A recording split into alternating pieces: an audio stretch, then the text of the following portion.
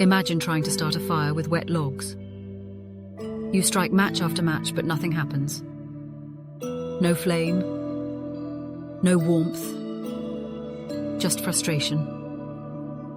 Now, what if Zen worked the same way? What if, no matter how much effort you put in, nothing? Last time, we explored the idea that Zen is an activity, not a static thing, but something that moves, shifts, arises and disappears. But here's the kicker. Activities don't just appear out of nowhere. They come from something the Zen master Joshu Sasaki called zero. Zero inevitably splits into naturally opposing activities, which inevitably disappear back into zero. And we may call this Sasaki's simplified explanation of zero. And at the risk of going over the top, let's consider something we might call Sasaki's expanded explanation of zero. From zero activity, and in response to some stimulus, a manifested activity inevitably arises, consisting of two naturally opposing forces, expansion and contraction. Inevitably, these opposing forces cancel each other out, and the manifested activity disappears, resulting in the return to zero. Too much? Maybe, but the reality is that it's actually happening all around us. Take breathing, a moment of absolute stillness, and then inhale, exhale, followed by yet another moment of absolute stillness.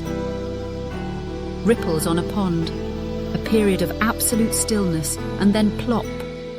Concentric rings rising, falling, followed by yet another moment of absolute stillness. A conversation, a period of quiet, followed by speaking and listening, followed by yet another period of quiet. Everywhere you look, existence is playing out as this dance of stillness, inevitably followed by some motion governed by opposing forces, inevitably followed once again by stillness.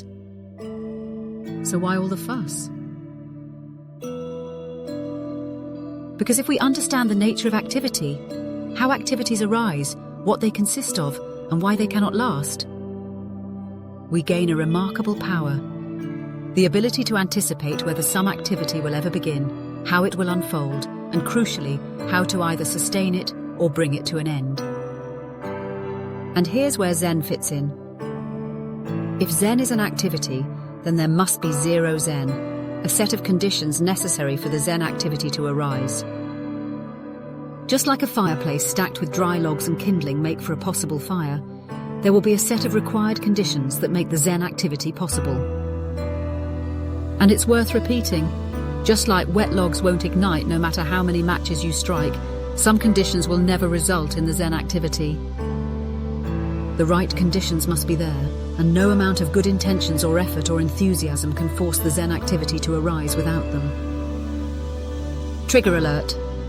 While we will cover the conditions required for Zen in a future episode, realize that simply calling something Zen is not one of them.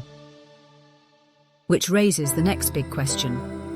If zero represents the conditions required for any activity to manifest, can zero tell us anything about the nature of manifested activity? And so for the next episode, what is manifested activity?